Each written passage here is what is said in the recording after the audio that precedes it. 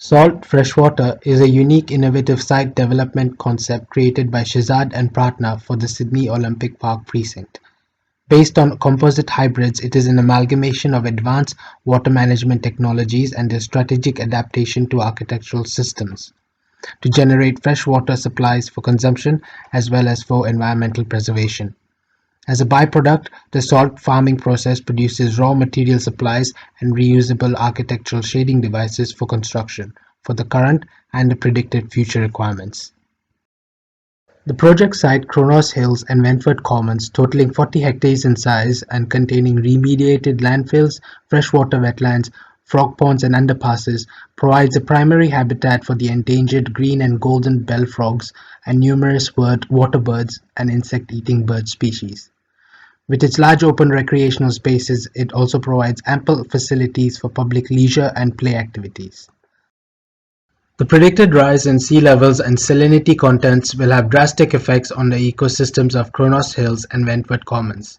The existing freshwater ponds and natural habitats will face destruction due to land contamination and excessive salinity in water sources. Communities will also suffer disruptions to existing connectivity and leisure amenities on site.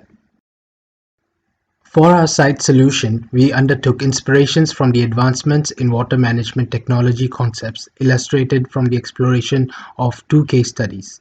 The first is about the biophilic study of the natural osmosis process in mangroves, leading to pressured extraction of fresh water and simultaneous salt separation through filtration in roots and subsequent flushing out by the leaves.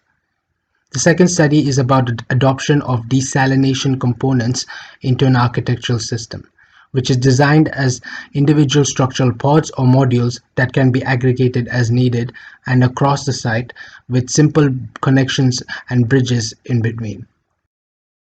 The chosen solution is based on the inspired concept of an architectural system adaptation of the reverse osmosis process, which essentially utilizes applied pressure to cause the osmotic separation of salt content from seawater, in order to extract continuous freshwater supplies for consumption and creation of new habitats, and at the same time enabling the salt farming process for producing salt as a byproduct raw material for construction. The architectural system is driven by rule-based stereotomic and tectonic scripts to enable structural form-finding abilities to support the adoption of the key components of the reverse osmosis process. The scripts create minimal surfaces with variable slopes to build gravity-assisted osmotic pressures and variably enclosed pod spaces for hosting services such as pumps, water storage, and media filter tanks. The scripts also create variable filtration piping structures with adjustable densities, extents, and offsets to induce different filtration efficiencies as needed. We used traditional form-finding method to using the base form surfaces and modules to align with the sunlight and visual access, taking in consideration the surroundings and its urban scale. Once the modules are put together to the relative functional and site requirements, the tectonic script is applied onto the surfaces.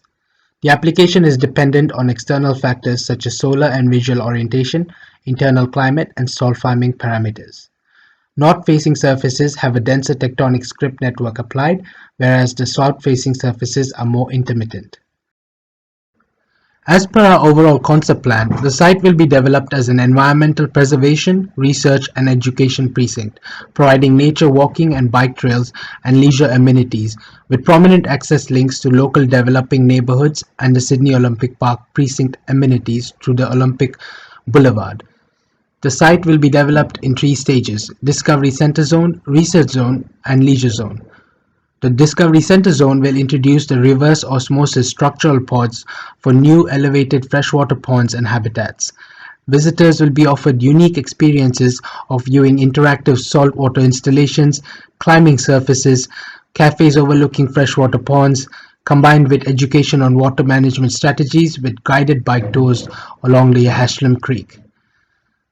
These strategies applied for Stage 1 will form the basis for introducing future developments for Stage 2 and Stage 3 zones.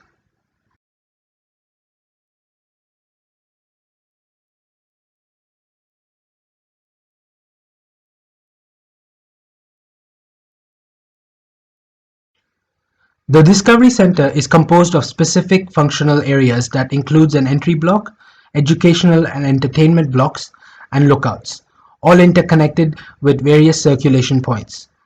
Provided amenities include cafes, bike hires, gift shop, climbing frames, and public recreational areas. Key UN sustainability goals have been achieved with innovative implementation of reverse osmosis system and solar access shading and energy harvesting. For the reverse osmosis system, seawater from the Haslam Creek is pumped into pre-treatment filtration media storage tanks and led into surface piping structures by gravity and pump-assisted reverse osmotic pressures. The extracted freshwater supplies are stored in freshwater ponds that are positioned to become new habitats. Solar panel inserts are hosted in surfaces for capturing and providing a continuous energy loop to power the pumping services. The salt farming fabric panel inserts are hosted into strategically placed surfaces according to solar orientation for salt farming, as well as allowing sunlight access to amenities such as freshwater ponds, cafes, and public areas. Two key salt strategies have been used for a site development. Strategy 1 with salt is about structural components, providing benefits of compressive strength and waterproofing by utilizing manually compressed and baked salt blocks, or by using adhesive salt mixture paste in the 3D printing process. Strategy 2 with salt is about salt crystallization process, applied through either solar access or through submerged underwater process. The architectural benefits include opportunities for salt farming and for producing potentially unique architectural shading devices or installations based on controlling saltwater mist density and solar orientation. The material application concept, based on the two salt strategies, comprises of three application zones. The base structure is made of the baked precast salt panels for providing necessary compressive strengths for load-bearing capacities and waterproofing as to not impact the freshwater wetlands.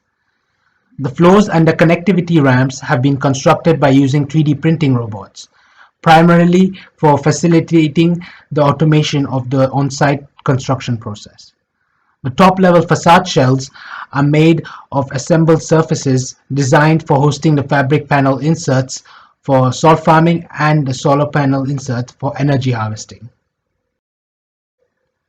The construction process is determined and guided by the material application concept strategies. For the base construction, the baked precast panels are airlifted to the site and placed by using central core cranes. The floors and ramps are built with the help of base scaffolding and 3D printing robots. The facade shells are made of surfaces providing the base piping frameworks. They are assembled on the floor platforms and hoisted in place by using cranes. The surfaces are connected to the floors and the base structures. As shown in the details, the system integrates strategically placed surfaces for inducing the salt farming process. Designed as a kit of parts, the surfaces provide a network of filtration pipes and connected joints, enabling the control of the spray nozzles, mist densities, and solar-dependent orientations to produce varied salt aggregations of pods. The buildup of the salt crystallization over time allows for the recycled use of detachable salt panels as a unique architectural shading device and a unique construction method. The structural aggregation of salt farming pods across the future timelines provides a critical component of site development strategy for achieving sustainability, for supporting altering terrain conditions, and for addressing the evolving functional needs for the future communities. In the current time, the Discovery Center proposal will introduce the first elevated freshwater pond over the existing freshwater wetland. The pond will act as an additional habitat for the local fauna of the wetlands, as well as an additional source of freshwater supply to monitor the wetlands' freshwater levels required for maintaining the existing ecosystem. In the 2050s, with the rising sea levels, the existing freshwater wetlands will be submerged. The pods can aggregate over the site, introducing elevated freshwater ponds using the below seawater, thereby replenishing the lost freshwater supply for both human-centric uses and freshwater pond habitats for the endangered flora and fauna. Beyond 2100, As sea levels have begun to impact the neighboring suburbs, the continual pod aggregation can address the re-establishment as well as the required expansion of the amenities needed by the built-up residential neighborhoods such as Newington for providing essential community services.